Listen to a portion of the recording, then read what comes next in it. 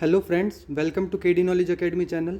तो आज की इस वीडियो में हम बात करने वाले हैं आपकी जो डीएसएसबी की वैकेंसी आई थी असिस्टेंट सुपरिटेंडेंट, जिसका कोड था 32/25, या सीधी भाषा में बात करें तो जेलर की वैकेंसी आपकी तिहाड़ जेल के अंदर। तो इसके अंदर हम बात करेंगे कि आपके कितने फॉर्म भरे जा चुके हैं इस बार, और इसमें कितनी वैकेंसी हैं और पर सीट कॉम्पिटिशन कितना रहने वाला है। अगर आपको हमारी वीडियो अच्छी लगती हैं तो आप हमारी वीडियोज़ को लाइक कर सकते हैं और इस चैनल को सब्सक्राइब कर सकते हैं। तो बात करते हैं आज के अपने टॉपिक के बारे में।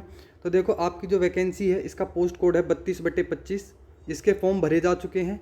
इसमें क्या कंपटीशन है उसकी बात कर लेते हैं। पिछली कट ऑफ आपकी क्या गई थी, आपको कितना टारगेट स्कोर लेके चलना चाहिए, उसके बारे में बात करते हैं। तो सबसे पहले अगर हम बात करें जनरल की, यूआर से आपके इस पर 27,865 जो वैकेंसी हैं फॉर्म भरे गए हैं। ओबीसी की बात करें तो 10,343 फॉर्म भरे जा चुके हैं। एससी से 15,324, एसटी से 3,928 और ईडब्ल्यूएस से 7,711 फॉर्म आपके भरे जा चुके हैं इस बार। ये आपके टोटल फॉर्म है जो आपके भर चुके हैं। अब बात करते हैं पर सीट कंपटीशन की। तो पर सीट कंपटीशन के लिए हमें सबसे पहले वैकेंसी का पता होना ज़रूरी है। तो यहाँ देखते हैं आपका, अगर पर सीट कंपटीशन में हम देखें तो जनरल की 27,865 आपके फॉर्म भरे गए हैं, जिसमें वैकेंसी हैं 38। अगर आप इसको डिवाइड करोगे तो आपके पास बचता है 734, मतलब आपके पास एक सीट पे 734 बंदे हैं। वहीं ओबीसी की बात करें 10,343 वैकेंसी है, 25 से इसको डिवाइड करोगे क्योंकि 25 आपकी वैकेंसी है, तो टोटल कंपटीशन आता है 414 बच्चे पर सीट। एससी कैटेगरी की बात करते हैं तो 15,324 आपके फॉर्म हैं और टोटल वैकेंसी आपकी 14 हैं, तो पर सीट कंपटीशन आता है 1,094 का। वहीं बात करते हैं एसटी की, तो 3,928 आपकी फॉर्म भरे जा चुके हैं, 7 वैकेंसी हैं, तो 562 आपका कंपटीशन है। इसी तरीके से ईडब्ल्यूएस की बात करें तो 7,711 आपके फॉर्म हैं, 9 वैकेंसी हैं, 856 आपका कंपटीशन है पर सीट पे। लेकिन देखो, मैं आपको पहले भी बता चुका हूँ, ये आपका पर सीट कंपटीशन ये इतना नहीं है, क्योंकि ये तो टोटल फॉर्म के हिसाब से है।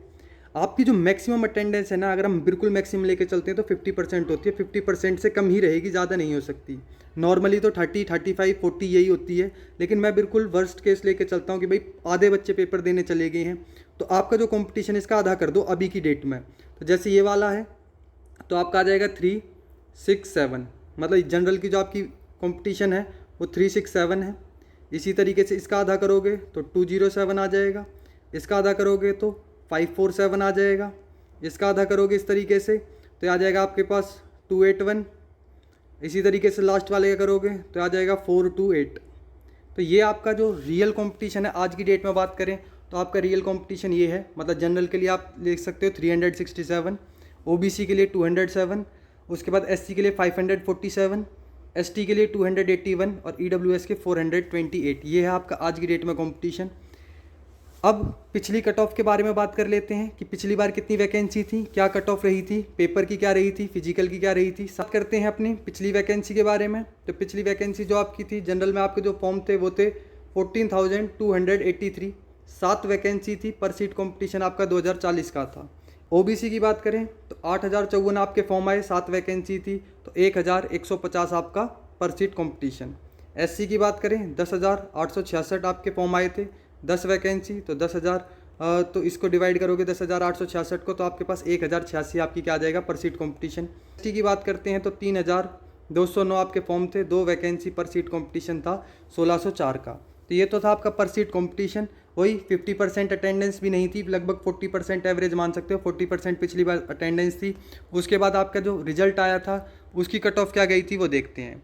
देखो, सबसे पहले आपके फिजिकल के लिए टोटल आपकी 26 वैकेंसी थी, जनरल की 7, ओबीसी की 7, एससी की 10, एसटी की 2 और एक्स सर्विसमैन 2 थी।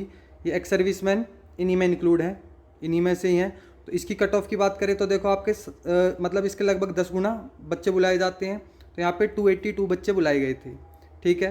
तो अब इसमें जनरल की जो कट ऑफ गई थी वही थी 166, ओबीसी की 156, एससी की 145, एसटी की 140 और एक्स सर्विसमैन की 123। ये थी आपकी पहली कट ऑफ, मतलब फिजिकल के लिए। जिनके इससे ज़्यादा नंबर थे उनको फिजिकल के लिए कॉल आई थी।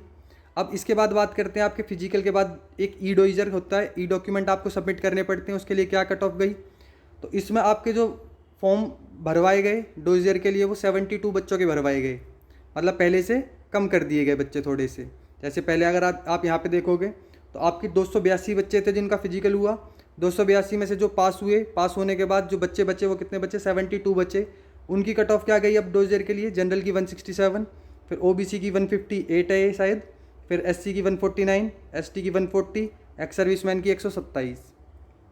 फिर इसके बाद जब आपके डोइजर सबमिट हो जाते हैं तो फिर आपकी ये एक्यूरेट जितनी वैकेंसी हैं उतनी वैकेंसी के लिए आपकी कट ऑफ लगती है। तो जो आपकी फाइनल कट ऑफ गई थी वो थी ये, जनरल की 172 गई थी, ओबीसी की 163 गई थी, एससी की 154, एसटी की 150 और एक्स सर्विसमैन की गई थी 137। ये आपकी बिल्कुल फाइनल कट ऑफ थी, इसके बाद कोई कट ऑफ नहीं आती।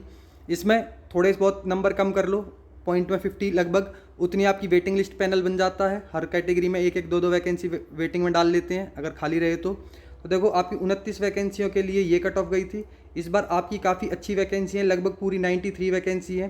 तो आप अपनी कट ऑफ इसमें -5 कर लो, हर कैटेगरी में -5 लेके आप अपने टारगेट को लेके चलो। जैसे अगर मैं एक रफ टारगेट बताऊं तो जनरल में आप 165 टारगेट करो, ओबीसी में आप 156 157 टारगेट कर लो, एससी में आप 147 टारगेट कर लो, एसटी में आप 145 टारगेट कर लो, और इस बार एक्स सर्विसमैन की कोई वैकेंसी नहीं है।